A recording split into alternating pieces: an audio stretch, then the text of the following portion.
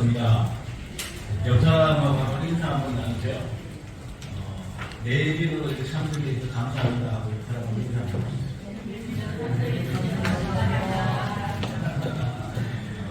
대단하신 분 함께해서 반갑습니다 하는 인사.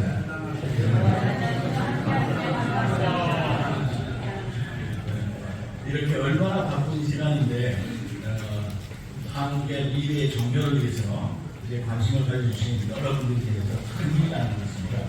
오늘 주제와 같이 우리 다 같이 한번 열린 마음으로 시작을 했으면 좋을 것 같은데요. 다 같이 깍지 한번 띄울까요?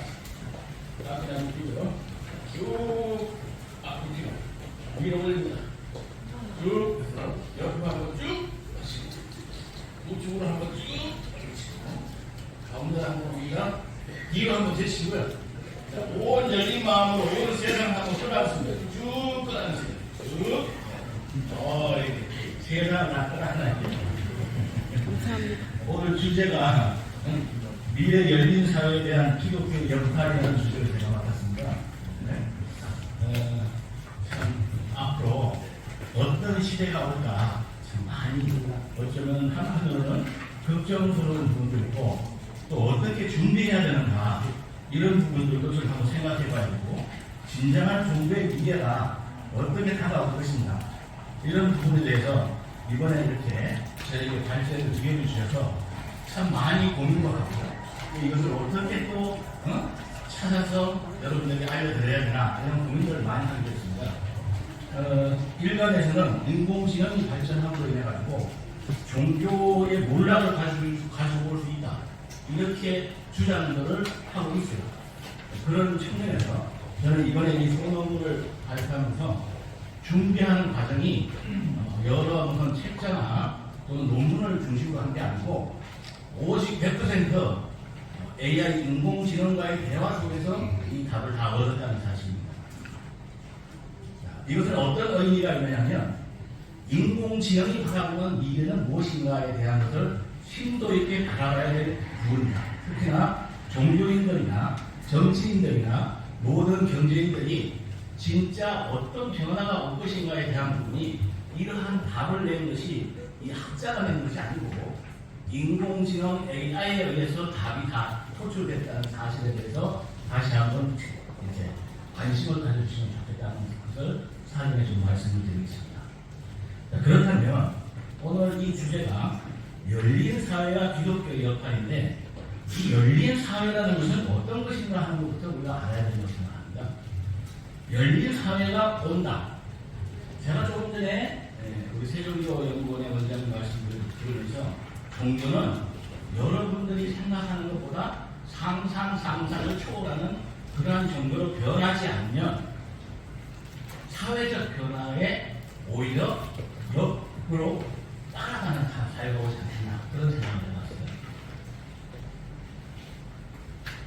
열린 사회가 먼저 시작이 될 것이냐 열린 종교가 먼저 시작이 될 것이냐 이런 문제인데 어떻게 보면요 AI가 여기에 쓴 이대로를 벌써 알고 있다는 사실은 어쩌면 열린 종교보다 열린 사회가 먼저 열릴 수 있다는 것에 대해서 종교인들이 많은 각성을 해야 되지 않나 하는 생각이 들어요. 변화라는 것은 우리가 생각할 때 이제는 그 변화를 옛날에는 그 변화가 오는 것을 잘 몰랐어요. 그래가지고 아주 천천히 오기 때문에 변화가 오는 걸 감지하기 어려웠고 또 변화가 그 기간이 한 10년, 15년이 되다 보니까 그냥 크게 느끼지 않고 살아갈 수가 있었어요. 그런데 지금의 변화는 어느 정도냐면 300년 정도의 우리가 얻을 수 있는 정보가 불과 3일이면 쏟아져가는 거예요.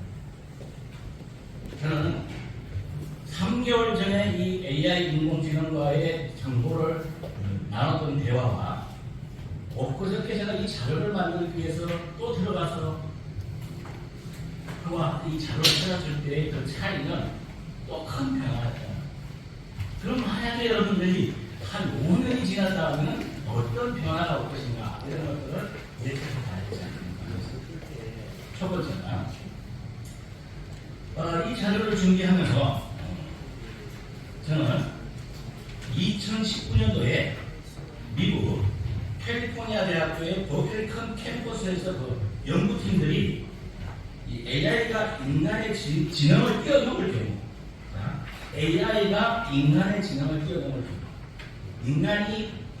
AI가 인간의 지능을 뛰어넘을까요? 못 넘을까요? 넘을 것 같아요? 넘겠죠. 왜냐하면 AI는 전 세계에 있는 정보를 다 통합해버립니다. 그 통합된 것을 가지고 얘기합니다. 그러니까 한 인간보다 한 100배, 1000배라도 높을 것 같아요. 뛰어넘는다면 인간 그 순간이 언제냐 하는 거예요. 인간의 지능을 뛰어넘을 경우 종교의 존재 이유가 약화될 수 있다. 이런. 두 번째는 2020년도에 영국 옥스퍼드 대학교 연구팀이 발표한 건데 이것은 AI의 발전으로 인해 종교의 영향력이 약화될 수 있다. 이러한 속에서 종교는 어떻게 변해야 하며 또 어떤 변화를 이루어서 AI가 더 위에 갈 수 있는가, 이것이 미래 종교학회가 가야 될 방향이 아닌가, 이런 생각을 해봅니다. 첫 번째 하나, 이런 상황에서 열린 사회라는 것은 어떻게 오는가 하는데, 열린 사회라는 건 어떤 것인가 하는데, 열린 사회는 어떻게 보면 AI 시대와 함께 우리가 맞이를 안 할 수 없는 그런 사회가 바로 열린 사회예요.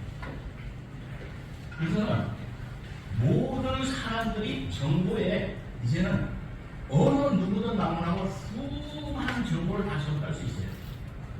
옛날에는 고급 정보들만 하버드 대학교에 있는 도서관에 있는 정보들을 일부 사람만 독점했지만 지금은 모든 사람이 AI에서 다 정보를 다 가져올 수 있습니다. 그러면 어떻게 될까요? 넘날 수가 없어요.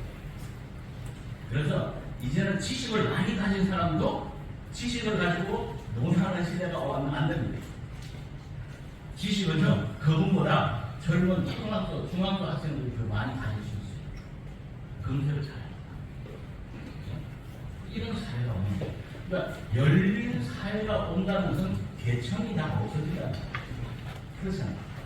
계층이 없는 사회가 온다는 거죠. 상호 존중을 하지 않으면 안 되는 사회가 온다, 이런 얘기예요. 그럼 상호 존중이라는 건 어떤 것이죠? 존중의 본질적 의미는 뭐냐면, 존이라는 뜻은 원래가 한자로 보면요, 거기 이렇게 풀초 이렇게 위에 있잖아요. 그것이 하나님 제사 지낸다는 뜻이 있어요. 존자다, 존귀하다. 중자는 무거울 중이에요. 그러니까 내가 어떤 사람을 존중한다는 것은 뭐냐면, 저 사람은 한 사람을 제사장으로서 떠받드는 거예요. 이게 존중의 단계예요. 이걸 굉장히 예측해야 될 부분들이 많은 것 같습니다. 그리고 우리가 열린 사회가 온다는 것은 다양성과 포용성, 이것을 존중하는 거예요. 그리고 개인의 자유와 권리를 보장하는 사회, 이것이 바로 열린 사회. 다시 보면 다양합니다. 종교도 다양할 수 있어요. 이경호 원장님이 말씀하셨듯이 이제 종교는 이제 어떤 교리나 이를 넘어서야 돼요. 바로 하늘과 직접 통하는 사람들이 많이 나오는 개인 종교의 그런 거죠. 그것이 바로 열린 사회예요. 열린 사회는 다시 하면 다양해요. 근데 이 다양한 걸 지금까지 표현을 못하잖아요. 표현을 못하니까 힘들죠. 인생 사회가 얼마나 힘들겠어요. 내 눈에 맞지 않는데 얼마나 힘들어요. 나이 드신 분들이 요즘 젊은 아이들이 가면은 경로석에 앉는 젊은이들이 많이 있어요. 그 잘못 얘기하면은 싸움이 됩니다. 이것도 한 과정입니다. 이게 변화예요. 한 인간에 대한 완전한 존중으로 들어가는 시대가 도착한다. 그래서 다양성과 포용할 줄 모르면, 종교 간에서 포용을 못하면 누가 괴로워요? 포용을 못하는 사람이 괴로워진다. 이런 사회가 열린 사회. 그리고 하나의 하나의 존중이라는 것을 한 개인의 자유도 다 존중해서 어떤 사람들이 얼마 전에 내가 보니까 불교 선임이 완전 춤을 춰요. 이렇게 힙합 춤을 춥니다. 최고인 게 지금 동남아까지 진출해서 힙합 추는 선임이 그러니까 어떤 것을 설교를 전하는 방법도 완전히 우리가 하는 혁신이 오는 그런 시대예요. 새로운 창조와 이런 시대가 바로 열린 시대입니다. 저는 그렇게 보고 있고요. 이런 사회가 그러면 우리가 오지 말라 해서 안 오는 게 아니고 AI 시대가 와서 인공지능이 오니까 수많은 정보들이 오니까 수많은 정보들에 의해서 자연스럽게 많이 아니까 옛날에 그러잖아요. 공부 많이 한 사람이 많이 열린 사람들이에요. 옛날 일본에 뭐 와스다 대학 갔다 나오고 이런 사람들 그래도 마음은 다 열려있죠. 그렇잖아요. 틀이 없어. 기독교에서는 율법이라고 해서 틀 속에 갇힌 사람들. 네? 이걸 벗어난 사람들이 많아요. 그러나 그런 것들도 개인의 자유를 우리가 존중해줘야 되는 그런 사회. 이것이 열린 사회. 이런 사회 속에서 기독교는 어떤 역할을 할 것인가 이런 부분들에 대해서 말씀드리면 성경 말씀에는 너희는 이 세대를 본받지 말고 오직 마음을 새롭게 함으로 변화를 받아 하나님의 선하시고 기뻐하시고 온전하신 뜻이 무엇인지 분별하라 이렇게 나왔어요. 지금 이 시대를 본받아도 안 돼요. 이 시대 가지고 안 됩니다. 개별의 시대가 불교에서 온다, 미륵의 시대가 온다 하는데 기독교에서는 어떤 시대가 오느냐면 아마 예수의 재림의 시대가 올 것이라고 저는 예측을 합니다. 그러한 측면에서 보면은 기독교의 역할은 열린 사회에서 아마 여러 가지 역할을 할 것 같아요. 그 중에서는 예를 들자면 진정한 사랑의 본질을 깨달아서 사랑과 관용 이런 것들이 기독교의 본질적인 문제입니다. 그러나 이 사랑이라는 것이 무엇인지에 대해서는 제가 많은 기독교의 목사님들도 그렇고 질문을 던져봤어요. 사랑이 어떤 것을 사랑이라고 하느냐? 그것의 사랑이 뭐냐? 이렇게 물어봤을 때는 답하는 분들이 별로 많지 않아요. 사랑의 본질이 무엇인가 하는 어찌됐든 기독교의 본질은 사랑이라는 그 본질을 가지고 있습니다. 또 관용이라는 것을 가지고 있습니다. 그렇기 때문에 열린 사회가 오면서 기독교는 한 차원 높은 차원으로 높아져가서 바로 사랑이라는 부분과 관용이라는 어떤 이런 부분들로 또 더 한 차원 높아가지 않겠는가 이런 생각을 해봅니다. 열린 사회의 어떤 개념적 특징은 바로 보면은 열린 사회에서는 사회 구성원들수록 아주 자유롭게 의사소통하는 것이 중요해요. 그러니까 다양한 의견과 다른 사람의 가치관을 존중할 것은 나만 옳다가 아니라 상대방의 가치관까지도 존중해주는 이런 사회라는 거죠. 그러니까 서로 존중하고 협력하면서 사회의 문제를 해결하는 이런 것이다 이렇게 보시면 돼요. 이게 열린 사회입니다. 이런 사회는 AI가 더욱더 핵심적으로 이런 사회를 가끔 만들어요. 다양한 정보 때문에. 그런 사회가 온다는 걸 우리는 미리 알아야 돼요. 그래서 사회 구성원들은 서로 이해하고 배려하는 태도를 이렇게 가집니다. 그러나 지금 이 상태는 하나의 과도입니다. 개인주의가 있다는 것은 한동안 갈 수밖에 없는 어떤 과정입니다. 이 과정이 넘어섰을 때는 바로 큰 열린 사회가 우리를 맞이할 것이다 저는 그렇게 생각합니다. 어쨌든 미래의 열린 사회의 중요성은 아주 다양성 또는 협력, 지식 공유 또는 개인의 권리 보호 이런 것들이에요. 그리고 혁신, 우리 사회는 혁신과 발전을 아주 촉진하고 다양성과 포용을 존중하고 개인의 권리와 자유를 보호한다. 그리고 열린 사회는 미래의 번영과 평화를 위한 핵심적인 그런 요소다. 이게 열린 사회고요. 그래서 그 기독교의 어떤 그 역할들은 어떤 걸 해야 되면 우리는 하나의 종교의 자유라는 부분들을 잘 알아야 돼요. 누구나 종교의 자유를 가지고 있다는 것에서 어떤 종교를 갖든 그에 대한 존중이 필요하다. 그 결과는 다를지라도 올바른 진리를 가지 못하는 건 그만큼 고통이 따르는 거예요. 그 고통이 따르는 걸 억지로 하려고 하는 게 아니라 예수께서는 뭐라 하냐면 긍휼함으로 바라보라 이것을 긍휼함 존중해주래. 그래서 종교의 자유를 존중해줘야 되는 그런 게 좀 필요하고 또 사회적인 어떤 정의가 돌고 대화와 이해가 필요하다.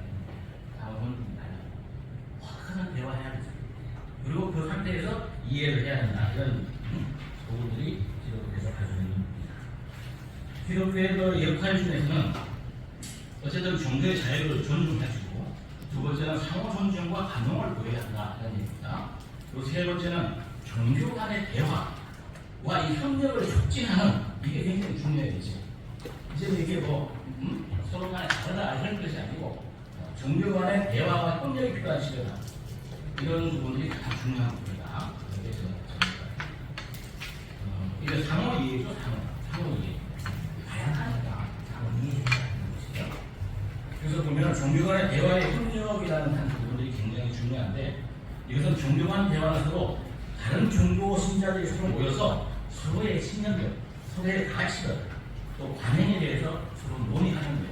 아, 우리는 이런 게 있었다, 이런 게 있었다, 이러면서 서로 이해할 수 있는 그런 것들이 좀 필요하다. 그러면서 서로 간의 이해와 존중과 협력과 평화를 증진시킨다. 이런 것이 필요한 시대라는 거죠. 그 다음에 이제 이러한 그 기독교의 이제 그 상황이 이런 가치관을 가지고 있는데, 실제로 결론적으로 말하면 기독교에서는 성경 말씀에 이런 말씀이 있어요. 너희는 모든 민족을 제자로 삼아 아버지와 아들과 성령의 이름으로 세례를 베풀고 내가 너희에게 공부한 모든 것을 가르쳐 지키게 하라. 볼지어다 내가 세상 끝날까지 너희와 항상 함께 있으리라. 마태복음에 나온 말씀이거든요. 그러니까 모든 민족이 하나님으로부터 하나라는 뜻은 뭐냐? 왕이라는 거예요. 왕. 하나님, 그러니까 뭐 종교, 기독교가 이게 아니고 처음 시작점, 그 모나드라고. 이 왕이 뭐냐면 철학과 종교의 최고 시작점을 모나드, 왕, 하나님 이렇게 얘기하는 거예요. 그 하나님으로부터 모든 사람들이 시작됐다 이런 얘기예요. 그래서 그 결론은 그렇게 이제 정리가 되는 것이죠. 그런 상태에서 그러면 우리는 이번 연구를 통해서 제가 두 가지로 요약을 해보면, 기독교는 어떻게 다른 종교와 문화를 이해하고 존중할 수 있을까? 이런 문제가 하나 있고요. 두 번째는 기독교는 어떻게 다른 종교와의 대화를 통해 상호 이해와 협력을 강화할 수 있을까? 이 두 가지의 결론이 있습니다. 그래서 어떻게 하면 다른 종교의 문화를 이해하고 존중할 수 있을까? 어쨌든 뭐 이해 안 하고 안 할 수 있는 게 아니라 사회가 그렇게 열려버리지 않겠는가 이런 생각이 들어서 종교가 먼저 빨리 열려야겠다 이런 생각을 해봅니다. 그렇다면 대화와 학습이 좀 필요하다. 새로운 변화에 대해서 다른 종교와 문화의 신념, 가치, 관행에 대해서 대화하고 또 그쪽부터 한번 배워보자 이거예요. 그것도 어떤 것이 진짜 한번 보는 거예요. 그리고 나서 이해와 존중을 할 수 있다. 그래야지만이 남의 거는 듣지도 않고 내 거는 옳다 이런 게 아니고 같이 공부해보자는 거예요. 두 번째는 상호 교류를 하자. 오늘도 지금 여러 종교가 다 모였지 않습니까? 다 각자의 정도대로 얘기를 한번 들어보자. 상호 교류하자 이런 얘기입니다. 서로 만나서. 그다음 세 번째는 포용과 관용. 다른 종교와 문화를 포용하고 또는 관용하는 태도를 가져야 한다. 서로의 차이점을 인정하고 존중하는 것이 좀 차이가 있겠죠. 차이가 있구나. 그렇게 하면 되는 거예요. 차이가 있어서. 그리고 윤리적 가치를 서로 간에 공유하고 문화적 다양성을 좀 존중하는 그런 것이 필요하다. 그리고 기독교는 어떻게 다른 종교의 대화를 통해 상호 이해와 협력을 강화할 수 있을까? 이걸 하려면 열린 사회가 오듯이 마음을 활짝 열린 대화가 필요합니다. 어떤 틀에 박히지 않고, 이제 젊은 사람들은요 어떤 틀을 다 넘어선다고 합니다. 어떤 관습과 법률의 그 테두리까지 넘어서는 것이 젊은 친구들의 지금 변화입니다. 그렇게 하고 있기 때문에 어떤 포용과 관용, 다른 종교와 문화를 포용하고 관용하는 태도를 가져야 한다. 서로 차이점을 인정하고, 그 다음에 공동사업을 한번 같이 하는 게 좋아요. 공동사업. 기독교하고 우리 불교하고 같이 사업을 같이 한번 해보는 거예요. 그 사업을 해보면서 서로 간에 하나가 될 수 있는 그런 부분이 생기고, 상호 학습, 같이 학습을 해보는 거예요. 불교도 교회가 거의 한 90%는 거의 다 같아. 말만 달라. 서로 학습을 해보면서 서로 이해를 할 수 있지 않겠나 그런 생각이 있고, 종교 간의 대화, 세미나도 하고 토론도 하고 이런 시간들을 많이 가져야 되지 않겠는가. 그리고 가장 중요한 것은 상호 존중. 한 사람, 한 인간에 대해서 존중하는 시대가 열린다. 한 사람을 우습게 보는 게 아니라 기독교에서는 어떻게 보냐면 하나님의 형상으로 봐요. 하나님의 형상이 어떤 건가요? 외형은 하나님이지만 하나님이라는 거죠. 기독교에도 하나님의 형상이라는 거예요. 태초에 하나님의 형상대로 만들었다 이잖아요. 하나님의 형상의 본질을 제대로 깨달은 사람은 어떻게 하겠어요? 존중 안 할 수가 없겠죠. 이런 것들을 진짜로 존중하는 그것이 열린 사회가 정해집니다. 마지막으로 열린 사회에 대한 기독교의 역할에 대한 정책적인 제안은 서로 대화 이해를 촉진하고 포용적 가치 창조하고 사회 적응과 인권을 옹호하고 환경 보호가 지속하는 평화와 갈등을 제외하는 것이다. 이렇게 정리하고요. 추가적인 연구가 좀 필요한 부분이 있다 이런 생각이 듭니다. 그래서 이제 성경 말씀을 보면 그러나 성령이 너희에게 임하시면 너희가 권능을 받고 예루살렘과 온 유대와 사마리아의 땅 끝까지 이르러 내 증인이 되라 이렇게 얘기했는데 여기서는 기독교는 제일 중요한 게 성령이에요. 성령은 아까 계력에 대한 말씀을 하셨는데 계력이 열린다는 거잖아요. 불교에서는 미륵 시대가 온다고 하면은 기독교에서는 바로 성령의 시대가 온다. 지금까지는 성령의 시대가 있었다면 이제부터는 진짜 성령의 시대가 열린다. 그렇게 보는 겁니다. 그러면 어떻게 해서 이런 시대가 오냐? 이제는 시작 자체가 인공지능 시대입니다. 그런데 초인공지능 시대를 제가 또 쳐봤어요. 물어봤어요. 초인공지능 시대가 오면 열린 사회가 더욱더 가속될 것이다. 더 가속. 열린 사회가 더 가속된다는 것은 한 사람의 존중이 더 높아진다는 거죠. 인간에 대한 존중이 더 높아지는 거예요. 그러니까 인간에 대한 존중이 더 높아진다는 건 뭐예요? 한 인간이 미륵과 같은 사람이 되고 예수님과 같은 사람이 됐을 때 가능한 거예요. 그러나 그 전에 수많은 사람들이 혼란이 있을 거야. 그걸 넘어가지 못하는 사람들은 엄청난 고통을 당하겠죠. 깨달은 것에 고통이 있어야 되는 게 아니겠습니까? 그래서 수많은 사회적인 문제들이 일어날 거예요. 정신적인 질환을 앓는 사람도 있고 그 고통을 못 견뎌서 힘들어하는 사람도 있고 기독교는 7년 하려는 거예요. 그래서 7년 동안 지고 그러고 나서 새로운 개혁의 같이 또 세상이 열리는 거예요. 그렇게 돼야 영이 성령을 갖게 된다. 이런 얘기입니다. 그리고 바로 초인공지능 시대와 열린 사회에 대해서 우리는 준비 다시 해야 또 해야 돼요. 그리고 다가오는 열린 사회와 함께 또 하나 오는 게 뭐가 있냐면 영성 시대가 오는 거예요. 영성이라는 건 사전을 찾아보면 뭐라면 신령한 힘이에요.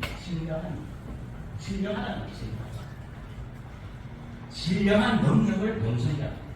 또는 신령한 성질. 그게 뭐죠? 신성을. 이제 영성 시대가 온다는 건 인간의 시대가 아니고 인간의 생각의 시대가 아니고 신성의 시대. 그런 시대가 초인공지능 시대와 함께 영성 시대가 열린다. 이렇게 저는 알아보면서 이제는 이러한 측면에서 우리가 종교가 과연 무너질 것인가? 저는 무너지는 것이 아니고 목사님들이나 이 성직자들이 초신성을 가진 분들로 거듭날 것이다. 저는 이렇게 봐요. 또 그렇게 거듭나지 못한 분들은 어떻게 되겠어요? AI 인공지능보다 못하다. 마지막으로 며칠 전에 SBS 뉴스를 보신 분들은 아실 건데 하면 일본에서는 지금 뭐가 만들어졌냐면 AI 컴퓨터 부처님이 만들어졌어요. 일본에서. 근데 진리를 말하는 게 웬만한 선교가 더 깊은 진리를 전했습니다. 거기에 이렇게 다 불교에서 뭐라고 하는지 모르는데 기독교 헌금같이 하는 것을 봤어요. 뉴스에 나왔습니다. 아주 잘합니다. 그건 뭘 의미하냐? 일반적인 인간이 성숙되지 못하면 AI에 다 잠식됩니다. 그래서 믿음이 되던가 또한 새롭게 신인류로서 거듭난 사람, 성령을 가진다. 새로운 신인류로서 사람들이 새롭게 태어난다고 이렇게 그래서 나오고 있습니다. 이런 측면에서 어쨌든 열린 사회, 이 미래의 열린 사회와 함께 종교 또한 그만큼 열리고 그만큼 변화하고 더 성숙한 그러한 종교가 되리라 믿으면서 감사합니다.